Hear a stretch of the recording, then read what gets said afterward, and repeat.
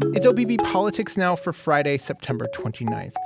There appears to be a reckoning coming in Oregon's ongoing drug crisis. It's a crisis that has most of the same symptoms other states are seeing with the rise of the drug fentanyl. But Oregon voters have gone much further than other states by decriminalizing small amounts of drugs, and that's complicated things. Today, we're going to run down a flurry of activity we've seen in recent weeks on this and try to divine what actions might be coming in the legislature and on the ballot. Welcome to the podcast. I'm OPB Politics reporter Dirk VanderHart. I'm OPB Politics reporter Lauren Dake. And I'm Jonathan Levinson. I cover policing for OPB. So good to have you both with me. I want to just set the stage for a moment. In 2020, in the middle of this pandemic that was taking an unknown toll, Oregon voters passed Measure 110, ensuring people couldn't be arrested or prosecuted for possessing small amounts of drugs. The promise at the time was users would instead have all these social services to rely on. And since then, I think most Oregonians would say things in the state have gotten worse. You know, overdoses are up, visible homelessness is up. We hear daily concerns about open drug use and drug sales and just general disorder on the streets of Portland. And so I think pretty understandably that has led a lot of Oregonians to say Measure 110 is to blame for this. But the reality we know is murkier than that. Jonathan, you wrote this week about a study that tried to dig into what impact Measure 110 has had on at least one piece of this crisis. First off, who did the study? This was a team of researchers at NYU's Grossman School of Medicine, the Network for Public Health Law, and the Centers for Disease Control and Prevention. Okay, so some pretty impressive sort of academic titles there. What were they trying to figure out about Measure 110? They were trying to figure out if decriminalization led to an increase in overdose deaths. They looked at 13 states with similar drug overdose rates as Oregon in the 3 years leading up to Measure 110 going effect. And then they compared overdose rates in those states to the overdose rates in Oregon in the first year after decriminalization. So these other states are the control. The variable is Measure 110. What did they find? They found basically nothing changed. Overdoses went up everywhere, but they didn't go up more in Oregon, which might surprise critics and disappoint supporters who I think hoped that emphasizing treatment over punishment would have a more significant impact. But there are a few things to emphasize here. First, they were working with the data that is available. So this was only the first year after 110 took effect. Things might have changed since then. For example, they also found drug arrests are down and incarceration is a significant indicator for future overdose death, right? So just being arrested on a drug charge, even if you aren't incarcerated, increases the risk of future overdose. So it's possible that we just haven't seen the longer term positive impact of fewer arrests yet. It's also possible things have gotten worse. We know a lot of the services that were intended to replace jail have been slow to get stood up.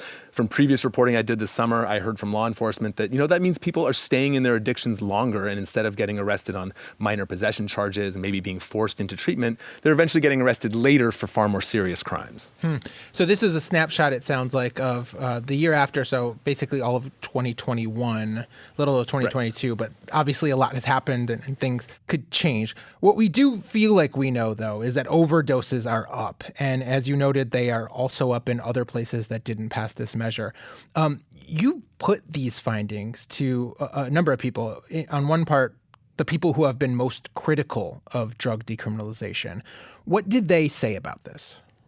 Yeah, I spoke to the people behind an effort to revamp Measure 110 and bring back some criminal penalties. They pointed me to a very similar study from an economics PhD student at the University of Toronto who found that, in fact, it had caused an additional 182 unintentional overdose deaths in 2021.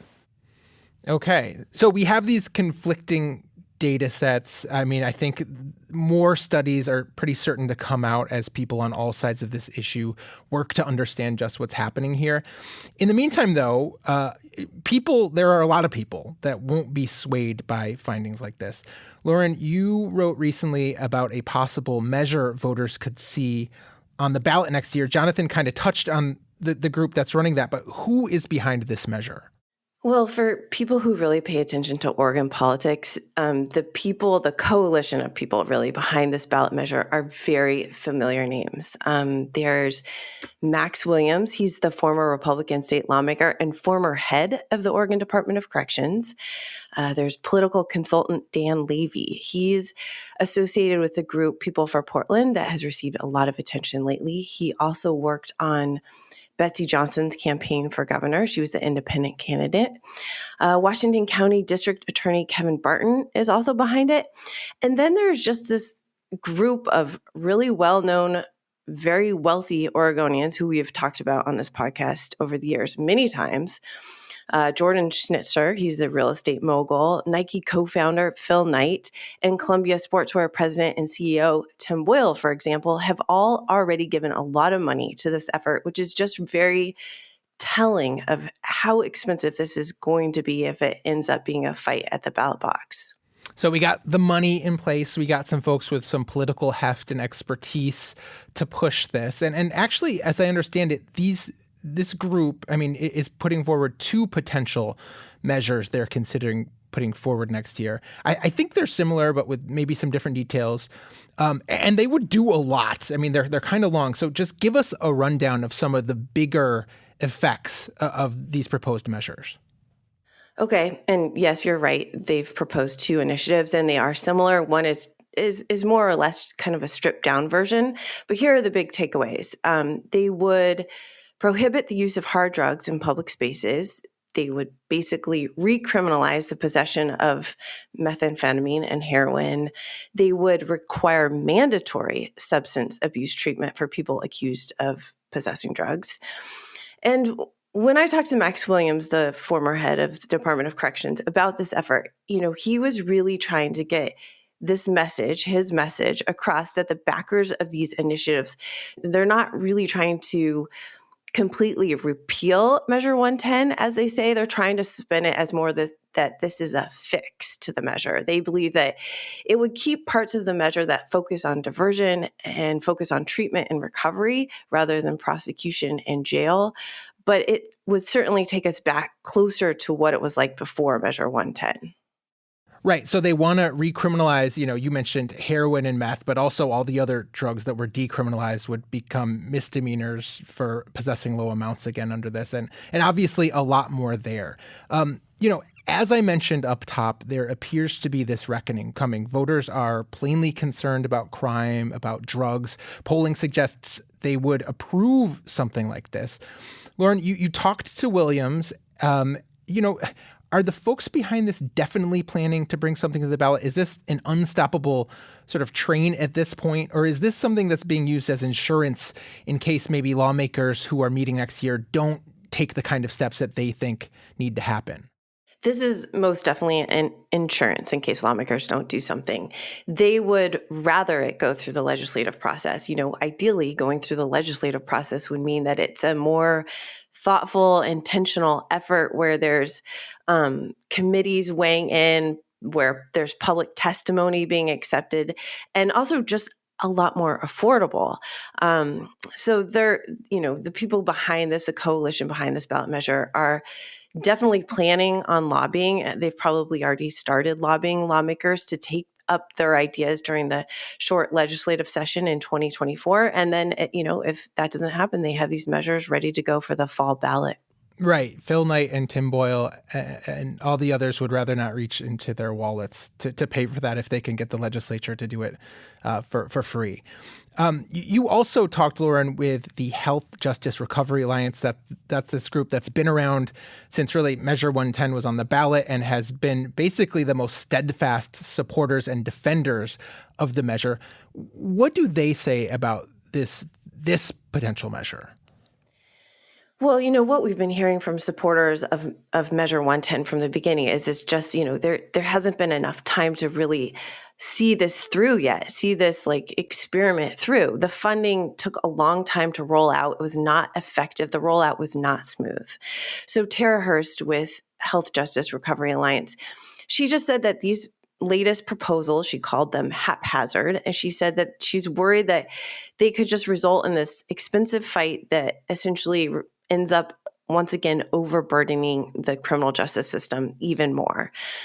I think something that's kind of interesting to note here, too, is that Portugal, the country, decriminalized drug possession and switched toward really centering treatment instead way back in 2001. And apparently they're also having some difficulties right now. But, they're 2+ decades into the experiment. And later this month, a group of advocates and some Oregon state lawmakers are apparently going to go to Portugal, hoping to kind of find some answers with the goal of helping the system work better here.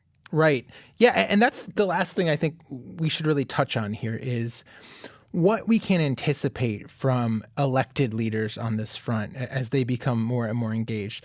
We saw a notable step this week when Governor Tina Kotek announced she was actually going to divert some Oregon State Police employees to the city of Portland to help address drug deals there. Here's part of what she told reporters. The goal is to make it very clear to the folks the, frankly, organized crime that is happening to sell on the streets, that there will be more people watching, more detective work, more ability to see where things are getting sold and going after those folks. So this was an announcement Kotek made as part of a task force she created to revitalize downtown Portland. I will say she didn't offer a ton of details about this, how many OSP employees are going to be sent to work Portland specifically, what exactly they'll be doing. It sounds like a behind the scenes kind of thing where they're tracking folks and kind of monitoring dealers. But, the governor is now plainly convinced that in the wake of Measure 110, Oregon and Portland have not had enough resources being put forward to stopping drug deals. And her announcement, it really comes on the heels of Ted Wheeler's asking her to put 100 Oregon State troopers just in Portland to address the crime that, city police here have basically said they're too overwhelmed to handle. And like you said, even though the governor didn't say how many troopers she plans to place in the city, she seems to be sort of leaving the door open for this idea of assigning OSP troopers to help the city of Portland police specifically. Right. When we asked about that, she said, well, I don't think Mayor Wheeler, we can't do 100 troopers. That's a lot of troopers in the context of the Oregon State Police. But she didn't rule out putting some troopers into the city to sort of help with this issue. So that's definitely something to watch. The governor is not the only one concerned here. One thing I've been talking to a lot of people about recently is that, throughout all this year's legislative session, 6 months of session, right, Democratic leaders, Democratic lawmakers appeared really resistant to taking major action on Measure 110. It was the same thing we've been hearing for years, basically. We need to let the measure mature. We need to get services up and running. And only then can we make a judgment call about whether it's working. So they were content during the session to sort of nibble around the edges. They passed a couple bills, but they weren't sort of earth-shattering bills. But then virtually the moment the session was done, that's probably hyperbole, but not by far. We started hearing urgent messaging from some of these same Democrats that this really needed to be addressed and needed to be addressed soon. I know. Just today, Senate President Rob Wagner and House Speaker Dan Rayfield announced a brand new joint committee that's planning on meeting next week and then meeting until the 2024 session, specifically to find solutions to what they called the drug and addiction crisis that's facing the state right now.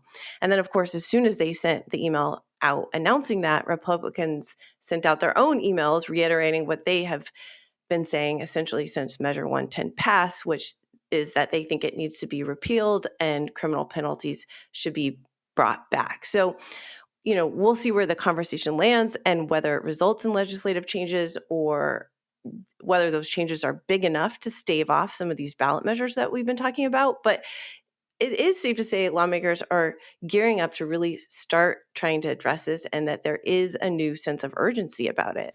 And maybe not coincidentally, Lauren, that urgency has been found as the polling has shown voters are very, very much against some of these things they're seeing.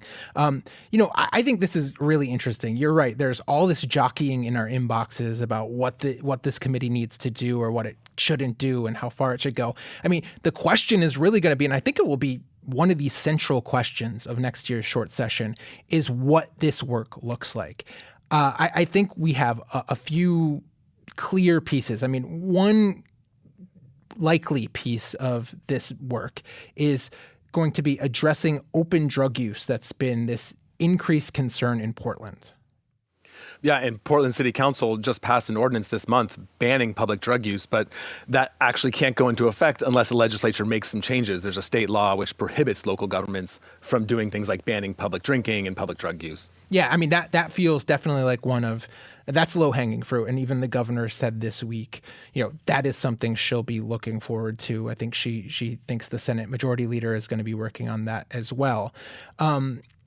As I plan to write about shortly, actually next week, there's also this talk about changing state laws criminalizing higher level drug delivery to make it basically easier to win convictions in Oregon. That's on the heels of a 2021 Court of Appeals decision that has sort of shaken things up there. But everything is really in flux right now. And I think the big question for me is whether we do see some willingness by lawmakers to open the door to recriminalization, say in instances where people are caught with small amounts of drugs multiple times. That has been seriously opposed by Democrats in the past. All the sorts of tides of the legislature has been to, trying to be more understanding, trying to ensure we're not having all these disparate impacts in terms of, people of color and all that. And so we've kind of scaled back our drug laws. And now it seems like the law enforcement types that are always pushing legislators to get tougher or remain as tough as we have been have some wind at their backs for the first time. So I'm very, very interested to see how that all shakes out. We have talked about it a lot. I think we should leave it there for today. Thanks to both of you for coming on. Thanks for having me. Thank you, Dirk. This week's episode was produced by Andrew Thien, and our audio engineer is Stephen Cray. Our music comes from Audio Network. We'll be back next week with more political news from across the Pacific Northwest. Until then, you can find all of OPB's reporting at opb.org. While you're there, you can also sign up to become a sustaining member of OPB. Please do that. Thanks for your support, and thanks for listening.